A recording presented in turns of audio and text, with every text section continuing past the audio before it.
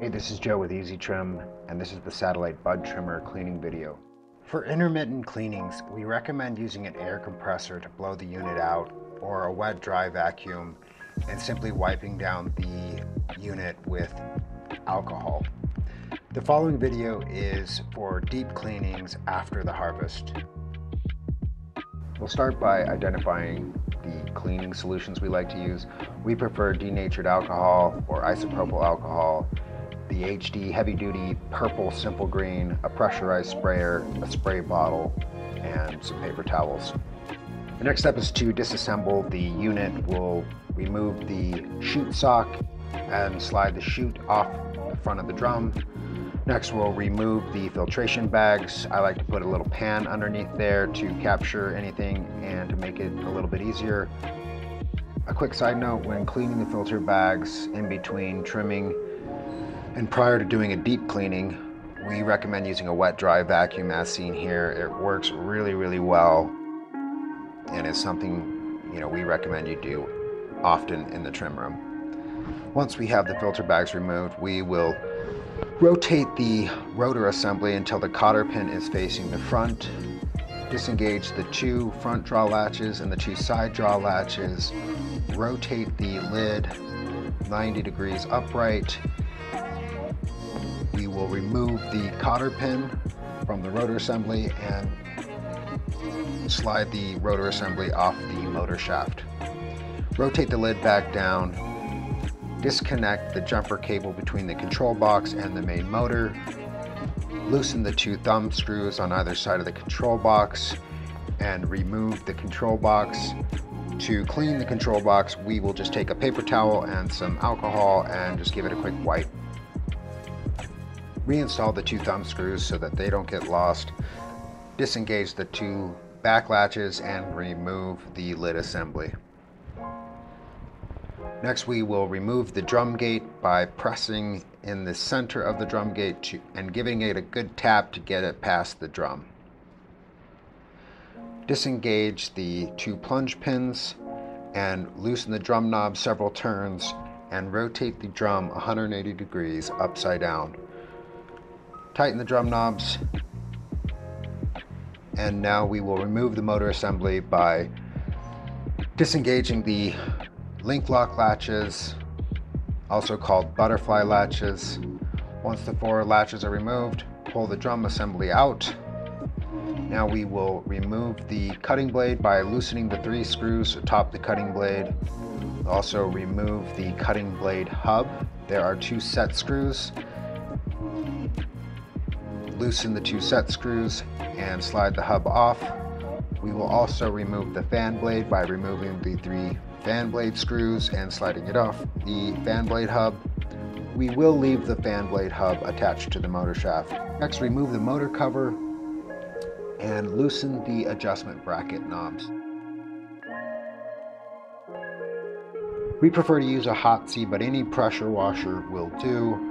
Spray all of the components with the heavy duty simple green and allow it to soak for several minutes. Using a fairly strong pressure washing tip, we will rinse the cutting blade,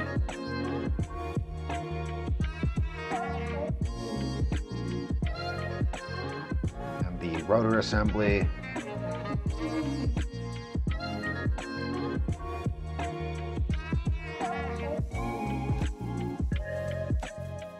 rinse the fan blade.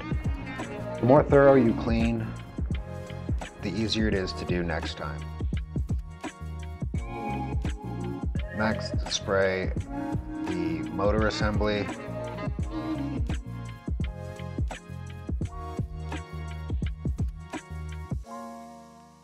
the drum gate,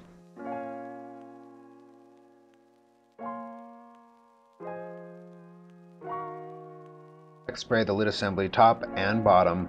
Be sure not to use any cleaning solution other than heavy duty simple green or isopropyl or denatured alcohol on the lid assembly, as it can fog up the polycarbonate.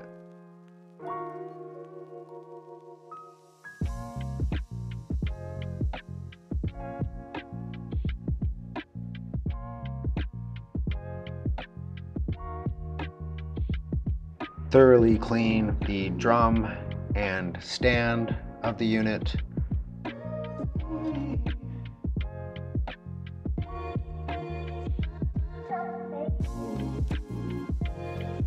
Next, drape the filter bags around the outside of the drum, spray them with the purple simple green, and rinse with the pressure washer. Repeat this process for all 4 bags.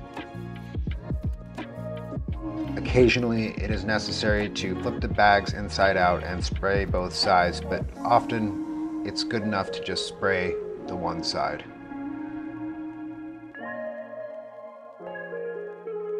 Once the filter bags are clean, hang them up to dry.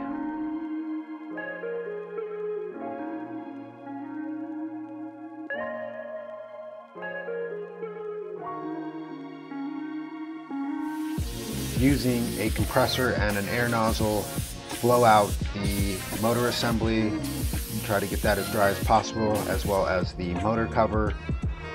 At this time, we'll also remove the junction box lid, and using a paper towel, ensure that there's no moisture accumulated inside the junction box. Replace the lid. Be sure not to over tighten these 4 screws. Reinstall the motor cover using the Velcro. It's really important to keep the motor cover clean so that the motor functions properly and doesn't overheat. I also like to lubricate the bolts and the adjustment brackets on the motor assembly so that adjusting the blade height is a lot easier. Adjust the adjustment brackets so that the bolts are flush with the top of the adjustment brackets.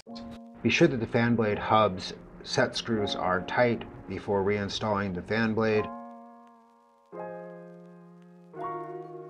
I also like to lubricate the 2 set screws and the hub for the cutting blade, as it makes removal a lot easier the next time.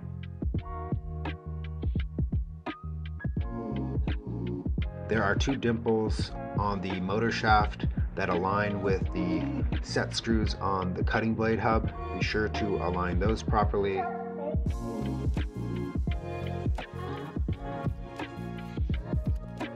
Go ahead and tighten the set screws, ensuring that the set screws are seated within the dimples and that the motor shaft sits flush with the top of the cutting blade hub.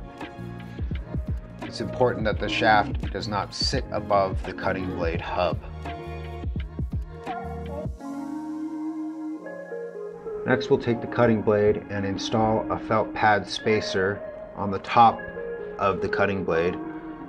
These felt pad spacers are critical for proper use. You want to make sure that the cutting blade always has a felt pad spacer on it, as it creates a layer of separation between the cutting blade and the grate.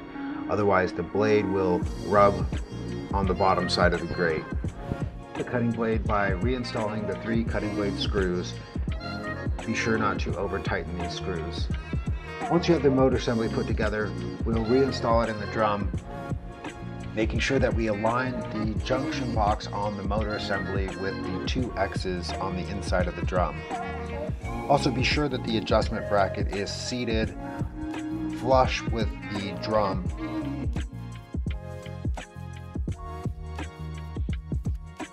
Engage all 4 link lock latches.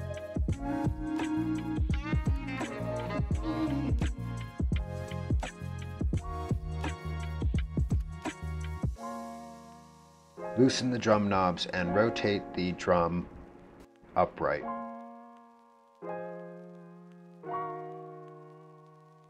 Next, we'll reinstall the drum gate by pressing in center where the screw head is and giving it a quick tap until it is seated in the U-channels properly. We'll reinstall the lid by fastening the 2 back draw latches, removing the 2 thumb screws for the control box, and reinstalling the control box. Make sure the control box is seated flush with the lid plate and tighten up the thumb screws. Next, we'll rotate the lid 90 degrees upright. Go ahead and lubricate the rotor shaft and make sure that the D shape in the rotor top plate aligns with the D shape on the motor shaft.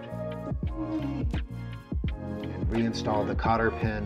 Make sure that it's seated properly. Rotate the rotor and lid back down and reinstall the 4 draw latches.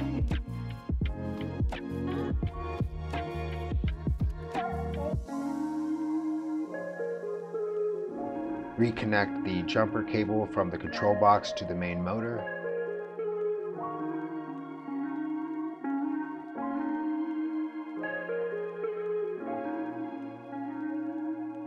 And now we're going to go ahead and dial in the cutting blade. First, you want to inspect the distance between the grate and the cutting blade around the circumference of the drum. Make sure that it's even all the way around. Make any fine-tune adjustments to get it even. And then we'll turn on the unit and start adjusting the adjustment knobs front to back. A couple turns in the front, a couple turns in the back.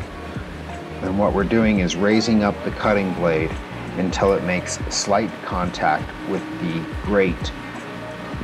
Once it makes contact with the grate, we're going to back down the knob a half turn to a full turn in that location where it was rubbing. You want to repeat this process until you feel comfortable that the blade is as close to the grate as possible. Sometimes it's necessary to lower one drum knob in order to raise the other up. You also want to open and close the inner lids, as that airflow change will affect the blade height. Make sure it's not rubbing with the lids opened or closed. And again, continue this process of raising up the cutting blade until it makes contact with the grate, and then backing it back down front to back until we're sure that the blade is true and not cockeyed. Once you're done adjusting it, turn the unit off and give it a final inspection. Around the circumference of the grate, inspect the blade distance between the grate. Make sure that it's a 1/16 to an 1/8 of an inch below the grate and no more. The closer the blade is to the grate, the more stems and crow's feet and hooks you'll be able to get when trimming. Next, we'll install the filtration and collection bags, starting with bag 1. Be sure that the hem is on the outside so that trim and buildup doesn't occur. It's a lot easier to clean if they are inside out. Repeat this process for all 4 bags.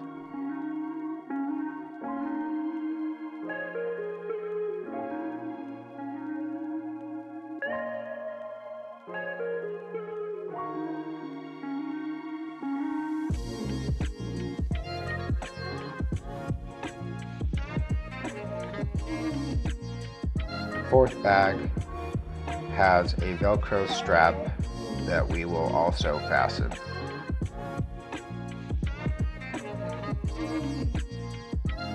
We recommend that you stair step the filtration bags as seen here so that product doesn't spill from one bag into the other when you're removing the bag.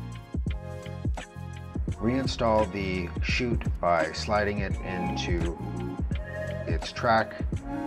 Open the chute gate and install the chute sock.